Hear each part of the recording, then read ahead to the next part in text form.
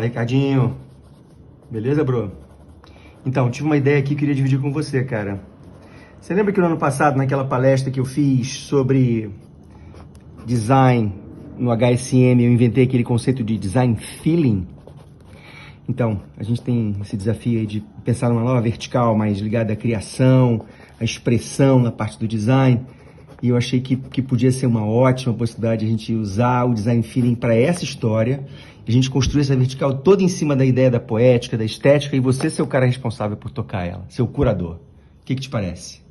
Fala, Fred, tudo bem, camarada? Vi aqui o seu convite para entrar nessa história do design feeling, essa vertical aí da plataforma Asterisco. Pô, fiquei feliz, cara. É um desafio bom de fazer. Eu acho que vai ser bacana a gente exercitar umas coisas diferentes, abrir espaço aí para um pensamento, para uma exploração mais livre, né? A gente já fica numa correria tão grande no dia a dia, então ter um espacinho de oxigênio, de respiro, vai ser bacana. Então conte comigo, já aceitei o convite, já comecei a trabalhar nessa história. Fiz um trabalho de retrospectiva aqui, tentando lembrar um pouco das minhas experiências dentro de um processo criativo, os sentimentos, né, que me veem mais fortes ao longo desses mais de 20 anos aí de trabalho de design. Então registrei um pouco no material, mais audiovisual, e compartilhar com você já. Aí, tá bom? Aí você dá uma olhada, vê se é por aí e a gente segue trocando ideia. Vai ficar bacana, tô animado. Abraço forte, Fred. Tchau, tchau. Primeiro, para mim não é sobre feeling só, são feelings, né? Me veio uma coisa plural, assim, porque quando você pensa no processo criativo, para mim vem muitas palavras, muitos conceitos que muitas vezes parecem heterodoxos, né? Diferentes: paixão, tesão, tédio, pausa, ação, alto, baixo, amor, humor. Então é um conjunto de sensações, e eu acho que no final das contas o que ficou para mim aqui é sobre encontro, né? Esse processo criativo, o sentimento que eu tenho sobre criatividade é um trabalho de encontro, e muitas vezes são encontros que parecem impossíveis, mas eu acho que o que a gente tenta, eu pelo menos tento a vida inteira, é equilibrar essas coisas. E abri um pouco aqui minha caixa de ferramentas, joguei alguns ícones na mesa para tentar desenhar aqui o meu ponto de vista sobre essa história, tá bom? Vamos ver se faz sentido aí para você. Então a primeira coisa é a gente pensar que a gente precisa deslocar um pouco os órgãos de lugar, assim, não é pensar com a cabeça, é pensar com o coração. Então é sobre a gente tomar uma decisão que é uma decisão de envolvimento, uma decisão emocional. E porque a gente precisa colocar desejo, precisa colocar intenção na história. Então essa maçã que precisa ser mordida, que a gente quer morder, tem que querer, né? E quando a gente morde coletivamente, a coisa fica mais interessante. Então é um encontro aí desse desejo coletivo ao morder a maçã. Me lembrei também aqui que a gente é fruto de um encontro original, né? A gente vem de um grande encontro criativo e somos criativos então por natureza. Isso está no nosso DNA, isso está no nosso sangue.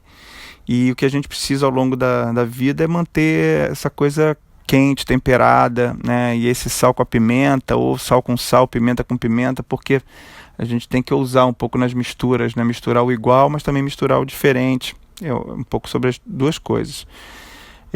Não basta só a faca e o queijo na mão, também para mim é um encontro da faca, o queijo e a fome, né? Se você não tiver vontade, nada adianta.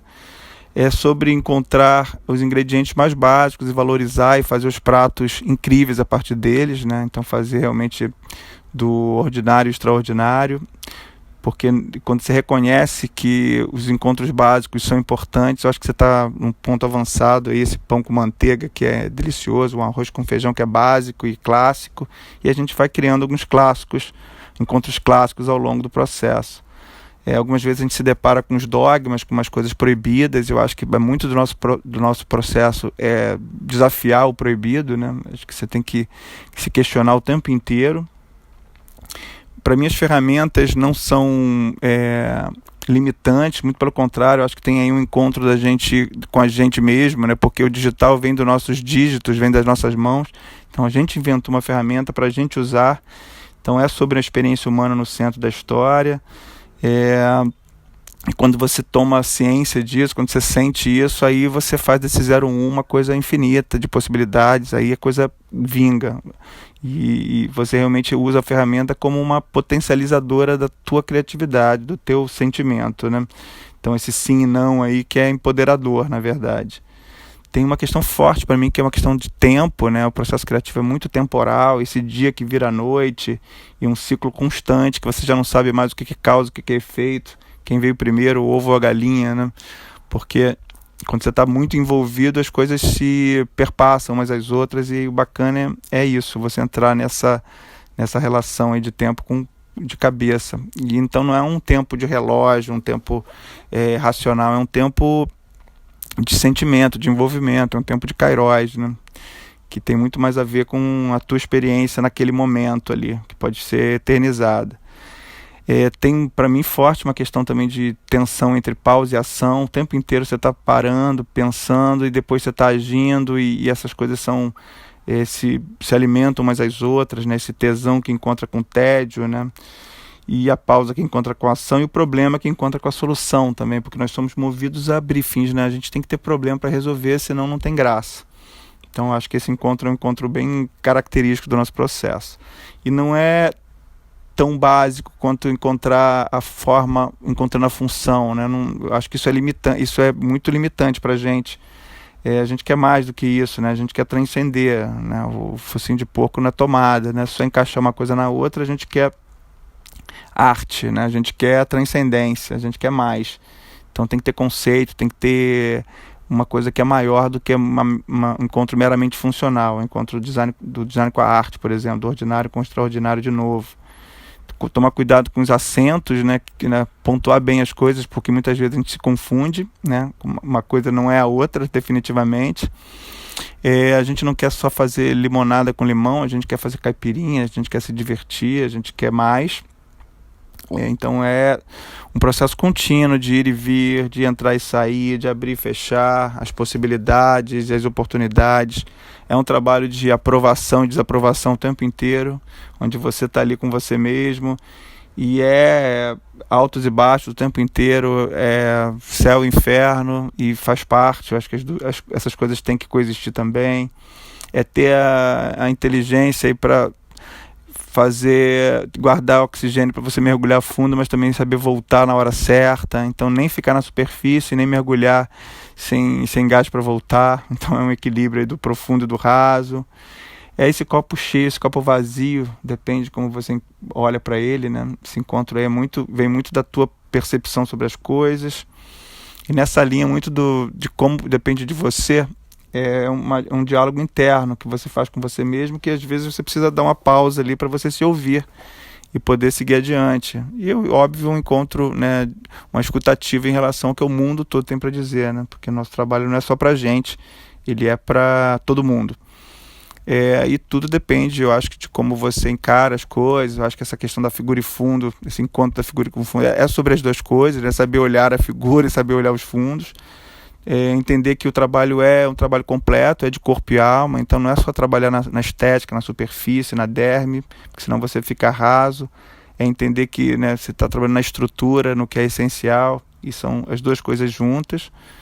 Uma questão de lente, como você encara o mundo, é uma lente, né? Depende de como você quer ver as coisas, e você percebe, eu pelo menos percebo isso olhando minha trajetória, que com o tempo você vai mudando a tua perspectiva sobre as coisas, né? Você vai trocando um pouco do vigor, da potência com sabedoria, e a nossa lente sobre o mundo muda com o tempo, com nosso processo de amadurecimento. Então é um encontro da juventude com a maturidade. Aí é um encontro da direita com a esquerda, ou com todas as direções, porque para mim o processo criativo é um processo de tomada de partido, né? A gente precisa tomar partido das coisas e encontrar a nossa direção, né, no processo, entender qual é a nossa bússola, para onde, né, o coração aponta, mas é seguir uma direção que seja nossa direção, que seja intuição, a partir da intuição, mas também com muita intenção. A gente tem que saber o que a gente está perseguindo, né? Qual é a pista que a gente está seguindo, e no final que você encontra aí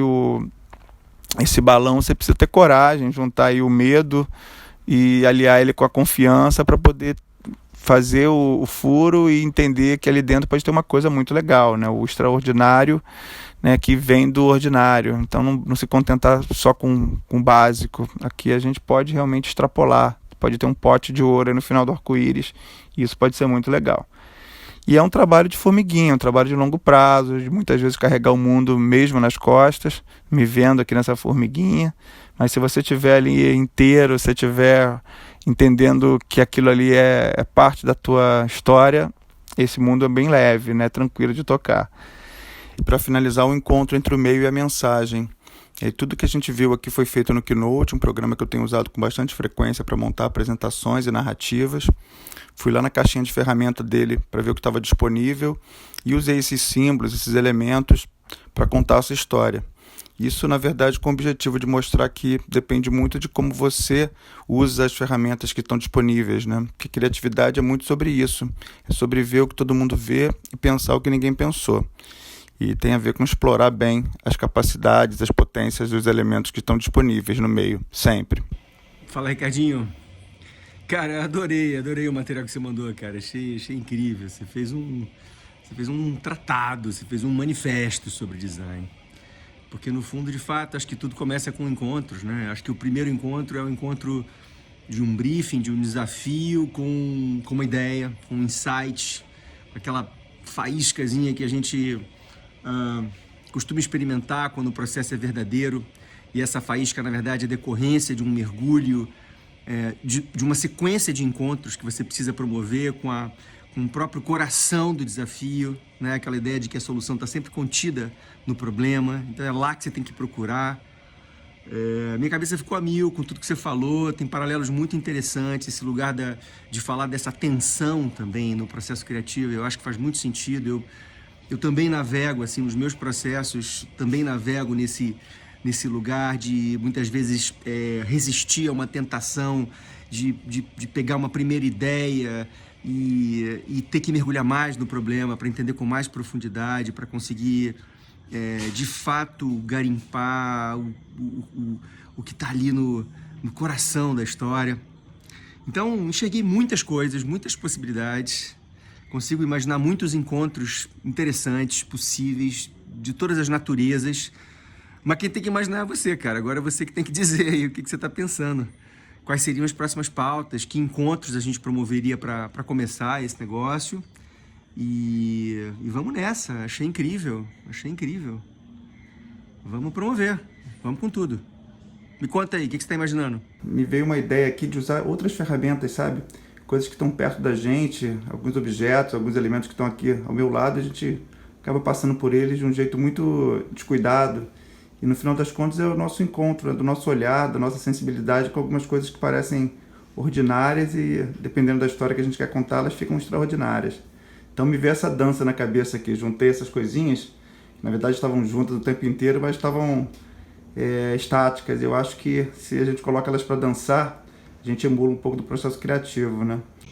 Eu acho que essa dança, esse encontro, é um encontro que a gente tem o tempo todo com a nossa própria realidade, ou seja, uma capacidade de se manter curioso e com um olhar fresco para as coisas que estão em volta da gente.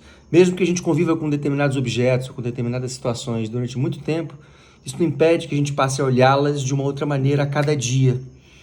E eu acho que essa é uma das principais competências de alguém criativo, ou seja, primeiro uma super capacidade de observação, né? Essa ideia de estar o tempo todo com o radar ligado e olhando para as coisas e fazendo novas leituras o tempo todo.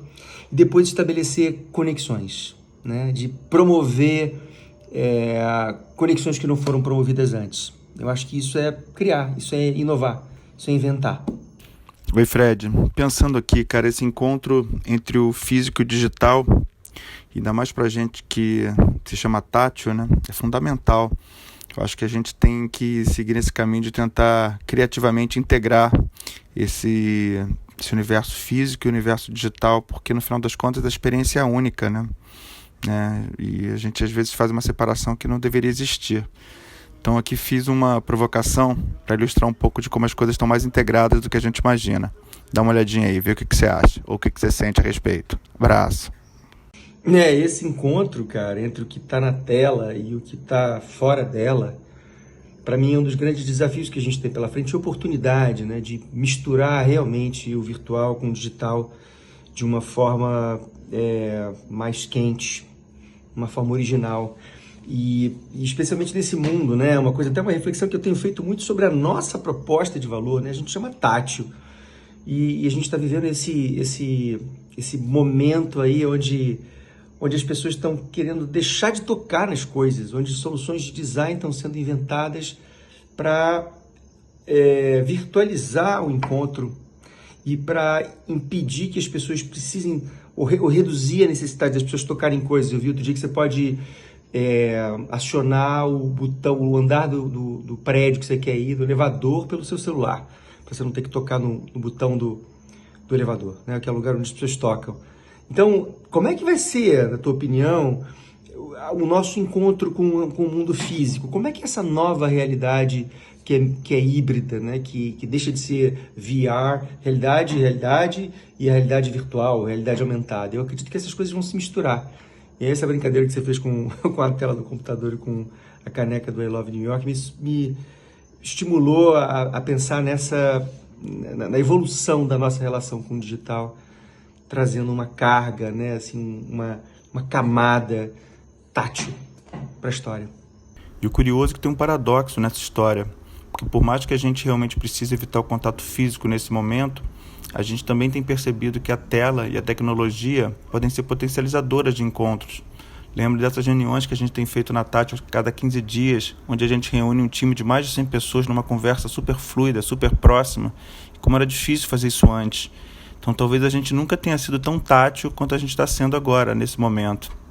Assim, duas coisas eu vejo que vão proporcionar essa mistura de experiências sensoriais no mundo digital, né? Uma delas são os devices que a gente vai começar a poder ter, que a gente vai poder sentir cheiro na internet, a gente vai poder sentir sensações táteis. Tô lembrando do Jogador Número 1, né? Aquele filme do Spielberg que é genial, que muita gente não viu, que mostra uma realidade virtual ampliada quando as pessoas mergulham nessa realidade. Oasis, que é um lugar onde você pode virar um avatar, que você veste uma roupa, que você tem experiências multissensoriais para o que você está vivendo no ambiente virtual. Então isso é uma coisa que com certeza vai rolar, os devices, os hardwares estão evoluindo nessa direção. Então isso é uma coisa que com certeza vai ser importante e transformadora. Quando você fala dessa mistura entre o ambiente real e o ambiente digital, me vem muito na cabeça a ideia do designer ou do criativo como alquimista, porque o que a gente faz o tempo inteiro é ser influenciado pelo meio. A gente sente sabores, toca texturas, percebe as cores, e o que a gente faz é interpretar essas sensações em símbolos, materiais, narrativas, para que outras pessoas também tenham sensações. Então a gente fica num lugar intermediário nessa história. Eu vejo o designer ou criativo como um grande cozinheiro, um grande alquimista, que pega os ingredientes que estão à mão e mistura e tempera, e gera com eles novos pratos. Então o tempo inteiro a gente está integrando o que é real, o que é sensorial, com o que é imaginário, com o que é simbólico. Eu vejo dessa forma. A outra coisa, eu acho que é uma certa, pensando até no processo expressivo, no mundo do design, no mundo da criação, que é uma libertação cada vez maior dos programas, dos Photoshops da vida, dos Illustrators da vida no processo criativo. Ou seja, cada vez mais a gente abrindo espaço para uma mistura de ingredientes criativos que vêm do mundo real, que vêm do mundo expressivo, do mundo físico, da pintura, do desenho, né? da colagem.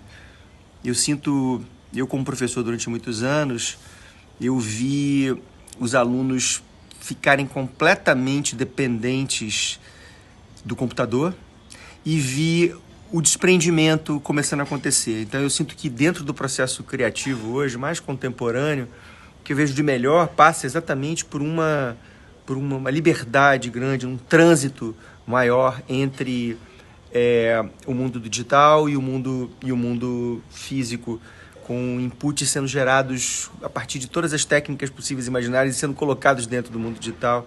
E aí sim, enfim, refinados, trabalhados, conectados com outras coisas. Um pouco por aí. Dá vontade de destacar, né, de valorizar muito designers e artistas que tenham trabalhos nesse sentido, assim. Te ocorre alguém, cara, que você acha que seja uma referência nessa boa mistura? Tem uma coisa interessante também, tentando lembrar de nomes, assim, e um pouco da minha vivência sobre esse tema, né, essa questão da experimentação da tecnologia. Eu, do meu lado aqui, eu passei pela faculdade bem no momento que essa transformação estava acontecendo, né? No início, a minha turma era formada por poucos alunos que tinham computador. Em algum momento do curso, todos precisavam ter computador. Se tornou uma ferramenta obrigatória. E eu percebi que ela acabou virando um grande limitador criativo, né? Eu, naquele momento, não tinha essa consciência total, acho que agora eu tenho mais. Eu demorei para ter o computador, demorei para ter essa ferramenta, então eu me apoiei em outras ferramentas, em outras técnicas durante bastante tempo.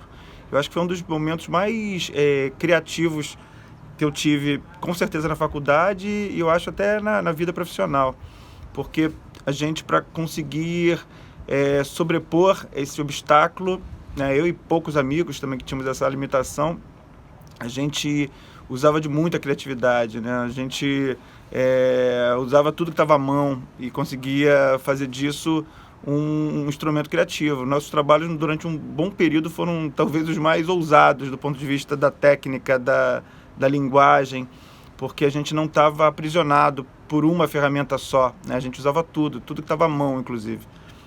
Foi então um período bem interessante. E quando você fala de nomes, bom, historicamente, assim, tem uns caras que foram marcantes na minha trajetória, assim, no entendimento de técnica, né, como um meio de construção de pensamento criativo, de colocar de pé a intenção. Tem um cara que se chama Dave McKean, é um inglês, que trabalhou, é um designer, mas trabalhou durante muito tempo com quadrinhos, um ilustrador de mão cheia.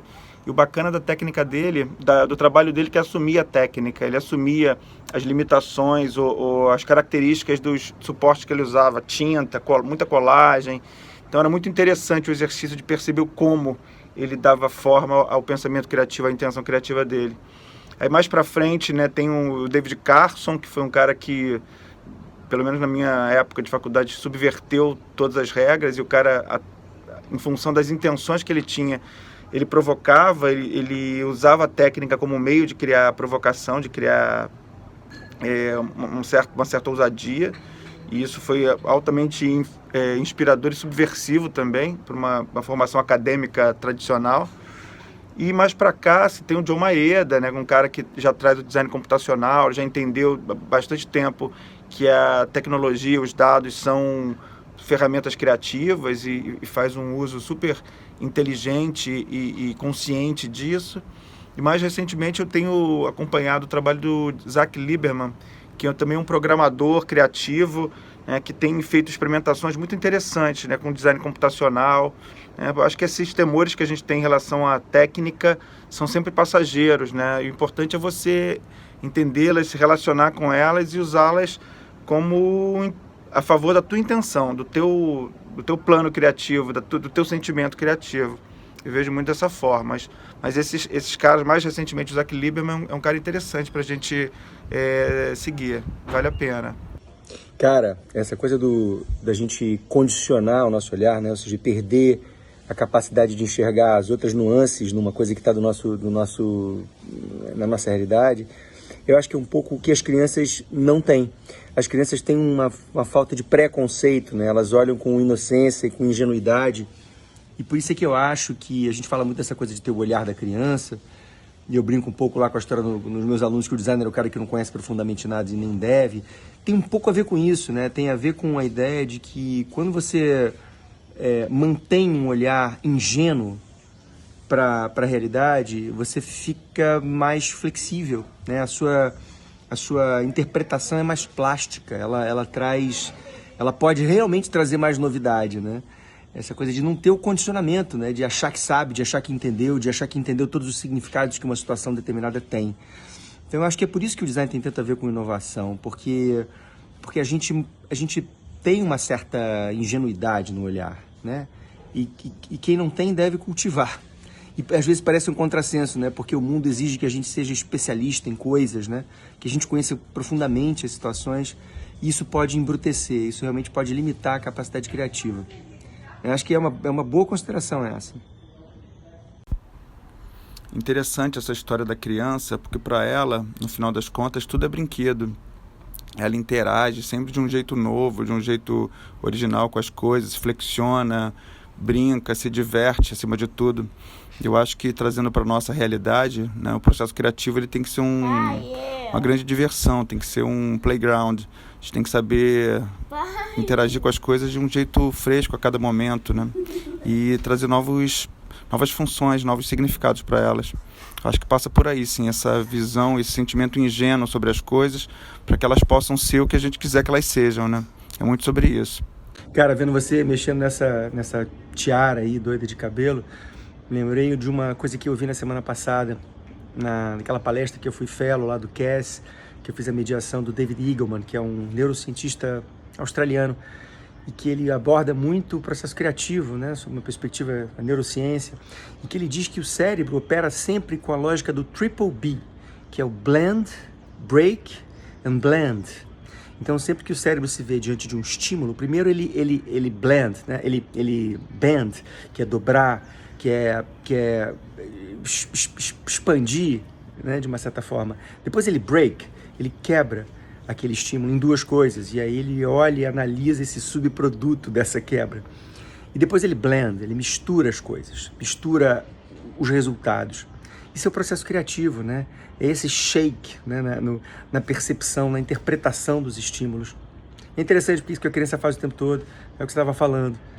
Então, o que a gente tem que fazer é mais isso, né? Abrir a cabeça para esse tipo de olhar, né? Isso nos torna mais criativos. Fala, Ricardinho! Cara, achei melhor te ligar, meu irmão, porque a gente está nessa troca de mensagem aqui e agora acho que é bom a gente tentar entender aí como é que a gente evolui na plataforma, né? Na vertical Design Feeling, porque eu acho que tudo que a gente falou faz todo sentido, serão encontros, mas entender qual é a natureza desses próximos encontros, quem a gente convida, o que você está imaginando? Pois é, cara, a gente se empolgou, né? Eu me empolguei aqui nesses dias, produzindo algumas experiências aqui, até porque a ideia era feeling, então fui sentindo algumas coisas e fui produzindo. Mas e foi legal também para amadurecer um pouco aqui do meu ponto de vista, o que eu acho que a gente pode fazer. Eu fiquei pensando assim, que uma das características, eu acho que dessa plataforma devia ser universal, sabe? Porque a gente, até para dentro da nossa própria estrutura na Tátil, quebrar essa coisa de que só alguns são criativos, né? A criatividade é de todo mundo. Né? Nosso time inteiro é criativo e todo mundo é criativo. Então, eu acho que o convite é um convite bem amplo, sabe? A gente não fica restrito a designers ou pessoas que trabalham nessa linha de frente criativa, não. É realmente chamar gente de todas as partes, de ser o mais democrático, universal e abrangente possível. Isso é uma primeira coisa que eu pensei, assim. E aí outra coisa que me ocorreu, ver o que você acha também, é que se a gente quer fazer uma coisa diferente, né, eu acho que a proposta dessa vertical é a gente realmente experimentar, a gente inovar, é a gente trazer um pouco, talvez, da inspiração no próprio processo de inovação, de design thinking. Eu lembrei dos 3 pilares que a gente tem lá, que é sobre colaboração, experimentação e empatia. Então, o que eu pensei, assim, a gente não quer um ponto de vista só, né? Eu acho que essa coisa de trazer um caráter mais empático, realmente trazer vários pontos de vista para falar sobre o tema, né? E traduzir os sentimentos criativos, ou design feeling, o que a gente entende de feeling criativo, eu acho que é um trabalho mesmo de chamar e convidar e fazer um exercício de empatia, ampliar o ponto de vista, para a gente não ficar muito autorreferente assim, nessa história. E, assim, em relação à colaboração, eu pensei, né, se a gente escolhe realmente o tema encontro, né, se a gente está falando desse encontro, a ideia de fazer junto é fundamental. Então, encontrar algum jeito da gente fazer o processo com as pessoas, né, realmente colaborando, trocando, absorvendo linguagens que sejam dos convidados que a gente traga para essa roda, sabe? Sim. E por último, fala. Só fechando os 3, né, a questão da experimentação também, porque se a gente quer fazer uma coisa diferente, a gente precisa experimentar. Eu acho que tem muito uma coisa de buscar novos formatos, novas linguagens, e a gente, nesse processo, a gente vai achando a nossa própria linguagem, sabe? O que a gente fez, eu acho que foi interessante nesse processo que a gente experimentou, a gente fez umas coisas pouco usuais, e eu acho que com isso a gente foi encontrando alguma coisa diferente. Então, eu pilho muito assim da gente realmente começar com formato, mas ter uma plataforma aberta para a gente experimentando coisas novas, trazendo outras linguagens, enfim. Eu vejo muito por aí. Legal. a própria linguagem da vertical vai ser experimental, né? Exato. A gente pode usar como um laboratório. Eu gosto muito disso, cara. Acho legal, acho bacana. E você já tem alguém em mente para os próximos convidados aí? O que você está achando? Então, eu pensei primeiro que assim, a gente já tem verticais que estão abertas muito pro mercado, pro mundo. Eu acho isso legal. Mas eu acho que quando a gente fala de criatividade, eu tenho vontade de chamar os nossos próprios criativos, nesse sentido ampliado, né? A gente olhar para dentro, sabe? Abrir um espaço para que o nosso time se manifeste. A gente sabe que a gente conhece algumas pessoas há muitos anos e a gente sabe que elas têm outras capabilities, né? Outras vocações, outros talentos que elas acabam não mostrando no nosso dia a dia. Então, fiquei pensando muito nisso, em convidar umas pessoas para mostrarem o que elas fazem, até de uma maneira mais amadora, de uma maneira mais experimental. Então, pensei muito em chamar primeiro uma galera de dentro, sabe?